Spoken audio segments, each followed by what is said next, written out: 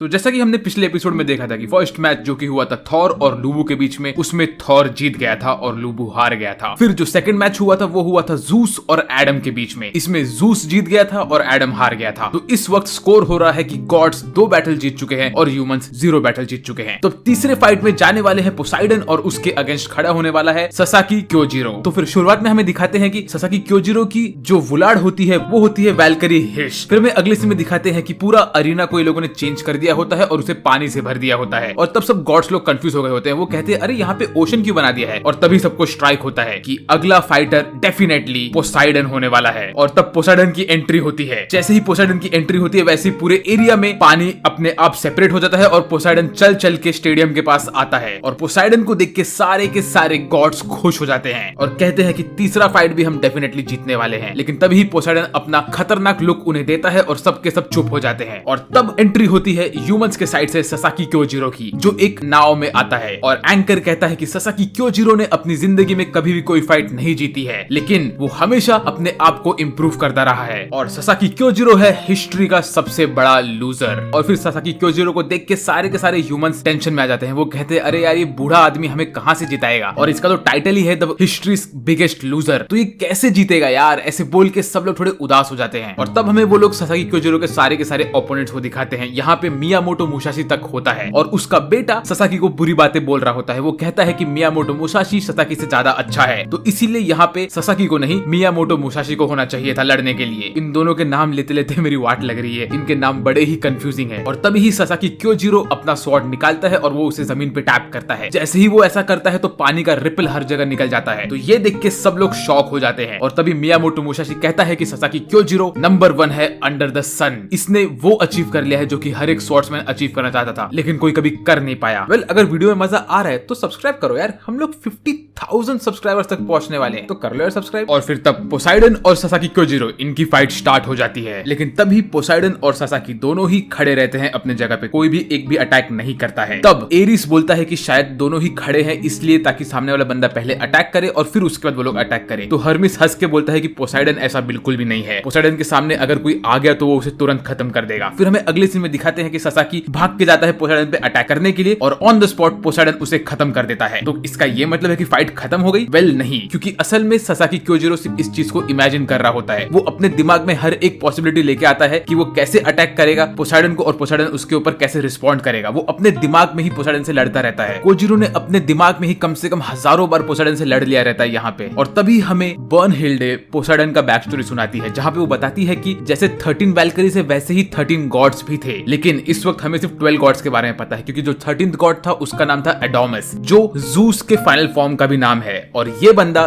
Juice और Poseidon का बड़ा भाई रहता है। और एडोमस जूस को सबसे बड़ा गॉड डिक्लेयर करने पे बहुत दुखी रहता है। वो बोलता है कि जूस मेरे ऊपर राज नहीं कर सकता है, मैं उसका बड़ा भाई हूं, तो मुझे मौका मिलना चाहिए राज करने के लिए। तो इसीलिए एडोमस मॉन्स्टर्स की पूरी आर्मी को जमा करता है और जायंट्स की भी आर्मी को जमा करता है। और उसके बाद वो जाता है पोसाइडन के पास और उससे बोलता है कि तुम भी मेरे साथ चलो ताकि हम जूस को खत्म कर सके। तो ये सुन के पोसाइडन बोलता है कि तुम्हारे अंदर जेलेसी है और तुम्हें दूसरों का साथ चाहिए इस चीज को कंप्लीट करने के लिए। इसका ये मतलब है कि एज अ गॉड तुम इनकम्प्लीट हो, और इसका ये मतलब है कि तुम असल में कोई गॉड नहीं हो। ऐसा बोल के पोसाइडन जाता है और एडोमस को खत्म कर देता है। और ऐसे ही 13 गॉड्स में से सिर्फ 12 गॉड्स बच जाते हैं और एडोमस का नामो निशान हिस्ट्री में से मिटा दिया जाता है। और फिर पोसाइडन का बैक स्टोरी खत्म होने के बाद ससाकी उससे कहता है कि ये बहुत लंबा फाइट चलने वाला है। ऐसा बोल के वो जमीन पे बैठ जाता है और बोलता है कि लेकिन आज मैं खत्म नहीं होने वाला हूँ। फिर उसके बाद हमें अगले सीन में ससाकी क्योजिरो का बैक स्टोरी दिखाते हैं, जहाँ पे वो बचपन से ही कोई भी बैटल नहीं जीत पाता है। तो ससाकी क्योजिरो बचपन में अपने डोजो में जाता है और वहाँ पे वो उसके मास्टर कागेकात्सु से लड़ रहा होता है, लेकिन वो कागेकात्सु के सारे अटैक को डॉज करता रहता है। फिर ऐसे ही डॉज करते करते ससाकी क्योजिरो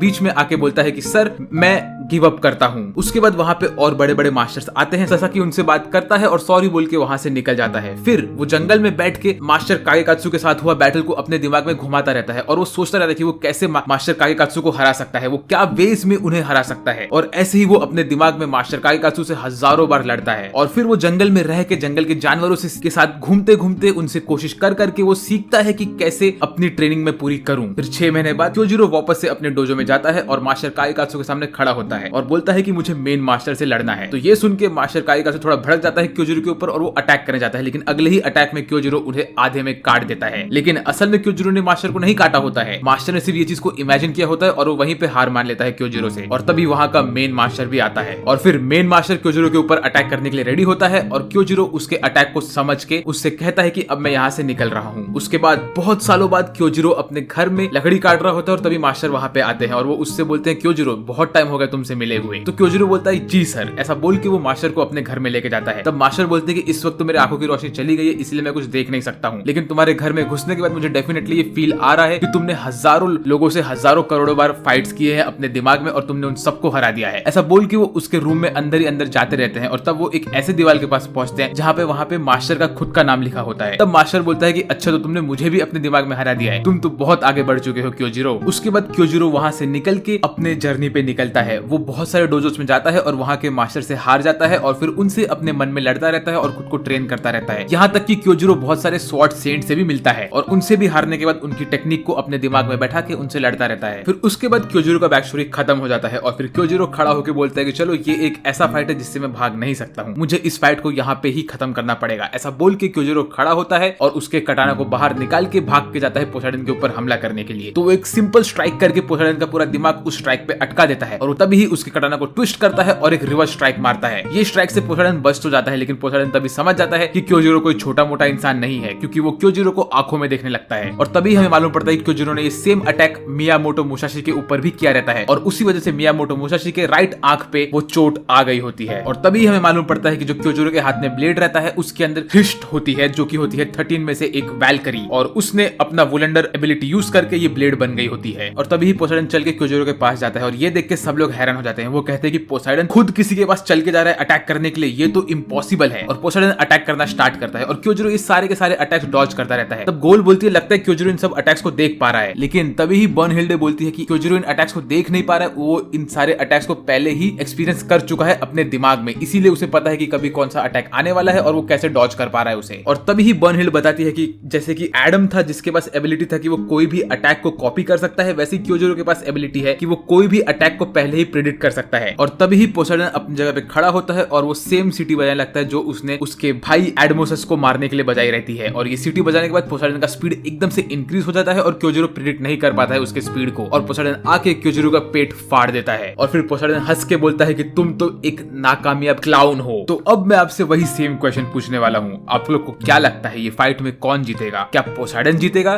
कि क्योजिरो जीतेगा? आप ये चीज कमेंट करके मुझे बता दीजिए कि कौन जीतेगा आपके हिसाब से। वेल, अब जब पोसाइडन ने क्योजिरो को घायल कर ही दिया है तो ये देख के सारे के सारे गॉड्स पोसाइडन के लिए चीयर करने लगते हैं और सब लोग खुश हो जाते हैं, लेकिन पोसाइडन अपना खतरनाक लुक उनको देता है और सबके सब गॉड्स वापस से शांत हो जाते हैं। और तब क्योजिरो पोसाइडन से बोलता है कि तेरे कॉमरेड्स तुझे चीयर कर रहे हैं तो कुछ ग्रेटिट्यूड तो दिखा उन्हें। तो फिर पोसाइडन बोलता है कि मुझे इन सब चीजों की जरूरत नहीं है, एक गॉड हमेशा कंप्लीट होता है, उसे ये सब ट्रिवियल चीजों की जरूरत नहीं होती है। क्योजिरो बोलता है तुम जो बोल रहे हो बात तो बहुत डिप्रेसिंग है यार। और ये सुन के पोसाइडन भड़क जाता है और वो जाके क्योजिरो के ऊपर बहुत सारे अटैक करने लगता है, लेकिन क्योजिरो उन सारे अटैक्स को धड़ाधड़ डॉज करता रहता है क्योंकि वो इन सारे अटैक्स को पहले ही प्रिडिक्ट कर चुका होता है अपने दिमाग में। और क्योजिरो ऐसे ही पोसाइडन के अटैक्स को डॉज करता रहता है कि तभी ही पोसाइडन अपना स्पीड बढ़ाता है और क्योजिरो के पीछे से अटैक करता है। और इस बीच में क्योजिरो इस अटैक को भी डॉज कर देता है तो पोसाइडन वापस से अपनी सारी अटैक्स यूज करता है। और तभी ही क्योजिरो को लगता है कि वो जैसे पानी में डूब रहा है और पोसाइडन के चंगुल में फंसते जा रहा है। और तभी ही पोसाइडन एक खतरनाक अटैक करता है क्योजिरो के ऊपर, जिसकी वजह से क्योजिरो का स्वॉर्ड टूट जाता है। और ये देख के गोल तो पागल हो जाती है क्योंकि उसे लगता है कि उसकी बहन अब खत्म हो गई है। और तभी क्योजिरो उसका टूटा हुआ स्वॉर्ड उठा के बोलता है कि ये तो मुझे पुराने टाइम से याद दिला रहा है ना मुसाशी। और तभी हमें क्योजिरो का एक और फ्लैशबैक दिखाते हैं जहाँ पे वो मुसाशी से लड़ता रहता है। इस फाइट में क्योजिरो और मुसाशी दोनों ही बहुत टाइम तक लड़ते रहते हैं एक दूसरे से और दोनों ही बहुत खुश रहते हैं। और इस फाइट के एंड में मुसाशी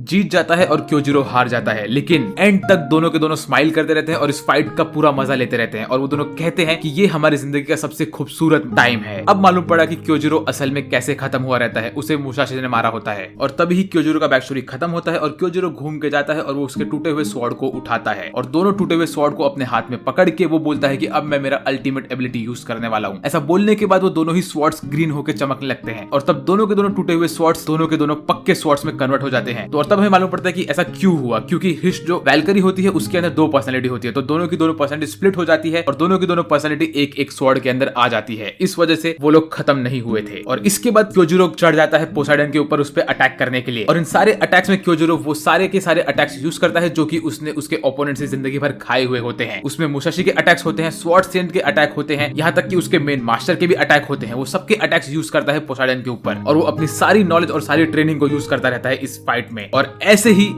ही क्योजिरो पोसाइडन का गाल को थोड़ा सा काट देता है और पोसाइडन के गाल से खून निकलने लगता है। और ये देख के पोसाइडन भड़क जाता है, वो खून निकालता है और अपने सर पे लगा के बोलता है अब मेन फाइट स्टार्ट होने वाला है। ऐसा बोल के वो खतरनाक स्माइल देता है। और इसके बाद क्योजिरो धड़ाधड़ पोसाइडन की बॉडी को काटना स्टार्ट करता है। पोसाइडन के पूरे बॉडी पे कट्स आ गए होते हैं। उसके बाद पोसाइडन एकदम गुस्से में आता है और वो अपने ट्राइडेंट से वापस से अटैक करता है क्योजिरो के ऊपर और वापस से क्योजिरो को काट देता है। और इस वक्त पोसाइडन का स्पीड बहुत खतरनाक होता है। वो धड़ाधड़ क्योजिरो को काटना स्टार्ट करता है। क्योजिरो कोशिश करके कैसे ना कैसे ब्लॉक करता है उसके थोड़े बहुत अटैक्स, लेकिन पोसाइडन जीतता रहता है। पोसाइडन उसका मेडुसा अटैक यूज करता है और क्योजिरो के आसपास एक डोम बना देता है उसके अटैक्स का और धड़ाधड़ अटैक करता रहता है। और तभी ही क्योजिरो को दिखाया जाता है कि वो वापस से पानी में डूब रहा है और बोलता है कि जैसे ही मुझे लगा कि मैं ये पानी के डेप्थ तक पहुंच गया हूं तब मुझे मालूम पड़ा कि ये तो और बहुत गहरा है। और रियल में क्योजिरो उन सारे के सारे अटैक्स को रोक रहा होता है, लेकिन वो पानी में डूबता ही रहता है अंदर ही अंदर। लेकिन जैसे ही वो डूबता रहता है उसके सारे के सारे दोस्त और उसके एनिमी वहां पे आते हैं और क्योजिरो को सपोर्ट करते हैं। और तब हमें दिखाते हैं कि इन रियल लाइफ में भी सारे के सारे ह्यूमंस क्योजिरो को सपोर्ट कर रहे होते हैं और उसके लिए चेयरिंग करते होते हैं। और साथ ही साथ वो लोग क्योजिरो का सिग्नेचर मूव को मारते रहते हैं अपने हाथों से। और इस वजह से क्योजिरो को उसकी हिम्मत आ जाती है और वो बॉटम तक पहुंच जाता है। और तब क्योजिरो पूरी ताकत यूज करता है और पोसाइडन के ऊपर हमला करता है। वो पोसाइडन के सारे अटैक्स को डॉज करके पोसाइडन के पास पहुंचता रहता है और वो एकदम करीब पहुंच जाता है पोसाइडन के। और क्योजिरो अपने नेक्स्ट अटैक में पोसाइडन का राइट हैंड काट देता है जिसमें उसका ट्राइडेंट होता है। उसके बाद पोसाइडन उसके वो वाले हाथ को दूसरे हाथ से पकड़ता है और क्योजिरो के ऊपर हमला करता है, लेकिन क्योजिरो इस हाथ को भी काट देता है। तो पोसाइडन उसके ट्राइडेंट को अपने मुंह में पकड़ के हमला करता है क्योजिरो के ऊपर, लेकिन क्योजिरो पोसाइडन का पूरे बॉडी को काट देता है और पोसाइडन यहाँ पे खत्म हो जाता है। जिसके वजह से हमें ये मालूम पड़ गया है कि ये ह्यूमैनिटी का पहला विन है, तो ह्यूमंस भी जीत सकते हैं गॉड के अगेंस्ट। और क्योजिरो पोसाइडन को मारने के बाद अपने जगह पे खड़ा हो जाता है और पोसाइडन की आधी कटी हुई बॉडी जमीन पे गिर जाती है और क्योजिरो रोने लगता है खुशी से। और तब हमें मालूम पड़ता है कि इनका फाइट टोटल 13 मिनट्स और 7 सेकंड्स के चला था। और इसके बाद सारे के सारे गॉड्स टेंशन में आ जाते हैं क्योंकि वो लोग देख लेते हैं कि ह्यूमंस ने गॉड को हरा दिया है। और सारे के सारे ह्यूमंस खुश होकर चेयर करने लगते हैं क्योजिरो के लिए। और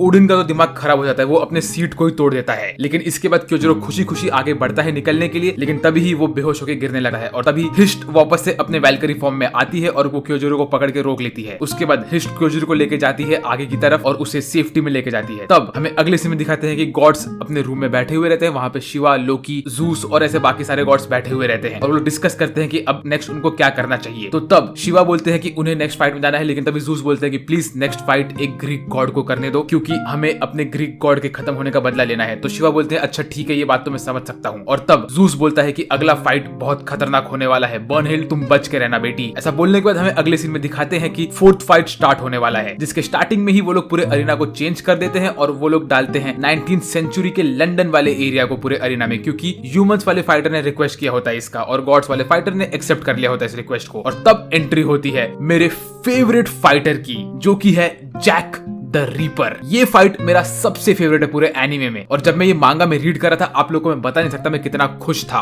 और जैक द रीपर एंट्री लेता है और जैक को देख के सब लोग भड़क जाते हैं उसके ऊपर, क्योंकि जैक एक बहुत बड़ा क्रिमिनल होता है। उसने बहुत सारी लड़कियों को मारा होता है अपने टाइम में। और तभी गॉड्स के साइड से एंट्री होती है द यूजर ऑफ 12 लेबर्स की, जिसका नाम है हरक्यूलिस। तो अब फोर्थ फाइट होने वाला है between Jack the Ripper and Hercules. इन दोनों की फाइट बहुत खतरनाक होने वाली है। ये एक ऐसा फाइट है जिसमें आप बोलोगे कि यार गॉड को भी जीतना चाहिए और यहाँ तक कि ह्यूमन को भी जीतना चाहिए। बहुत खतरनाक फाइट होने वाला है और इसको मैं कवर करूंगा सीजन 2 में। वेल, आज के लिए मेरी तरफ से बस इतना ही। अगर आपको वीडियो मजा आए तो प्लीज सब्सक्राइब करो चैनल को, लाइक करो वीडियो को और मुझे कमेंट में बताओ कि आपको ये वाला वीडियो कैसा लगा। वेल, आज के लिए मेरी तरफ से बस इतना ही। मेरा नाम है सास और मैं बात करूंगा आपसे अगले वीडियो में। तब तक के लिए बाय बाय।